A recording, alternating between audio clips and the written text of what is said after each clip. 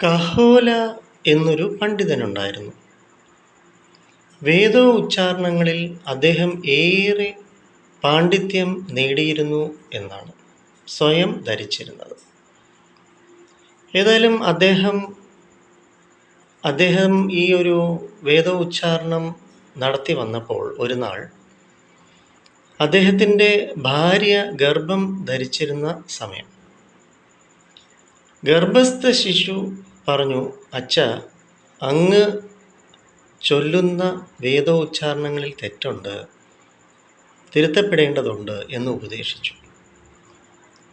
ഇത് കേട്ടിട്ട് അച്ഛനങ്ങ് ദേഷ്യമായി. അച്ഛനായ എന്നെ ഉപദേശിക്കുന്നോ നീ? അതിനാൽ നീ ജനിക്കുമ്പോൾ 8 വൈകല്യങ്ങളുള്ള, ശരീരത്തിൽ ഒടിവുള്ളവനായി നീ ജനിക്കും എന്ന് ശപിച്ചു. തുടർന്ന് ഈ കുഞ്ഞ് ജനിക്കുമ്പോൾ വക്രങ്ങൾ, ശരീരത്തിൽ ഒടിവുകളുള്ള കുഞ്ഞായിട്ട് ജനിക്കുന്നുണ്ട്. ഏതായാലും വളർന്നു കഴിയുമ്പോൾ ജനക മഹാരാജാവിനെ ഉപദേശിക്കുന്ന, മോക്ഷത്തിലേക്ക് നയിച്ച ഗുരുവായി തീരുവാണല്ലോ അഷ്ടാവക്രൻ. അതാണല്ലോ അഷ്ടാവക്ര ഗീത, ഫേമസ് അല്ലേ അഷ്ടാവക്ര ഗീത. മോക്ഷത്തിലേക്ക് നയിക്കുന്ന തത്വം, സാഖ്യ ഫിലോസഫി ഉപദേശിച്ചത് അഷ്ടാവക്ര ഗീതയിലൂടെയാണല്ലോ. ഏതായാലും ഈ മരുപ്രദേശങ്ങളിൽ, മരുഭൂമിയിൽ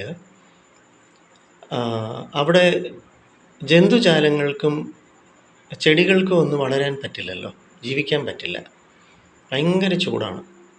എന്നാൽ അവിടെ ചില പ്രദേശങ്ങളിൽ ജലമുണ്ട്. ഇത് അറിയാനുള്ള കഴിവ് ഒട്ടകത്തിനുണ്ടെന്നാണ് പറയുക. അതിന് മണത്തറിയാൻ പറ്റും എവിടെ ജലമുണ്ട് എന്നതുപോലെ മനുഷ്യനിലും ഒരുപാട് കഴിവുണ്ട്. ഈ കഴിവ് അറിയണമെങ്കിൽ അവനിലെ ഈ 8 പ്രധാന വൈകൃതങ്ങൾ ഇല്ലായ്മ ചെയ്യണം. അതിന് 5 തത്വങ്ങൾ അറിയണമെന്നാണ് ഗുരു പറയുന്നത്. 1, ക്ഷമ. അപ്പം സ്വയം ക്ഷമിക്കുകയും മറ്റുള്ളവരെ ക്ഷമിക്കുകയും ചെയ്യുന്ന ഉയർന്ന മനസ്സ്. സത്യസന്ധത, ട്രൂത്ത്ഫുൾനെസ്.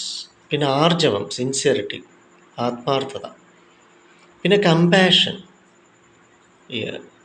ദയ. അതുപോലെ തന്നെ സന്തോഷം. എങ്ങനെ സന്തോഷിക്കാം? ഞാനെന്ന ഭാവം അല്ലെങ്കിൽ ഈഗോ പാടില്ല. അഹങ്കരിച്ചു കഴിയുമ്പോൾ ദൈവത്തെ പുറന്തള്ളുന്ന അവസ്ഥ. ഇപ്പം തലക്കനം, കഹോല പണ്ഡിതനെ പോലെ തനിക്കെല്ലാം അറിയാം, താൻ എന്തൊക്കെ ആണ് എന്നുള്ള ഭാവം, ധാരണ ഉപേക്ഷിക്കണം. അഹങ്കാരം കളയണം. എങ്കിൽ മാത്രമേ അവനവനിലെ കഴിവ് പുറത്തു കൊണ്ടുവരുവാൻ. അപ്പം ശരണാഗതി, ശരണം പ്രാപിക്കുക പൂർണ്ണനായ ഗുരുവിൽ, അറിവിൽ, ജ്ഞാനത്തിൽ. എങ്കിൽ മാത്രമേ ഉയരങ്ങളിൽ മോക്ഷത്തിലേക്ക് നയിക്കപ്പെടുന്ന അവസ്ഥയ്ക്ക് അർഹത നേടാൻ സാധ്യമാവുകയുള്ളൂ. അതിന് ഉപേക്ഷിക്കേണ്ടതായിട്ടുള്ളത് കാമം, ക്രോധം, ലോഭം, മോഹം, മാത്സര്യം. തുടർന്ന് ഞാൻ പറഞ്ഞല്ലോ, ego state, edging God out, ദൈവത്തെ പുറന്തള്ളുന്ന അവസ്ഥ മനസ്സിൽ നിന്ന് ഉപേക്ഷിക്കണം. എന്തായാലും നമുക്കിവിടെ പോസിറ്റീവ് തിങ്കിങ് സെൻറ്ററിൽ, NP സ്കൂൾ ഓഫ് തോട്ട്സിൽ അറിവിൻ്റെ മുത്തുകൾ ഉണ്ട്. ധ്യാനം അനുഭവിക്കാം, ഗൈഡഡ് മെഡിറ്റേഷൻസ്.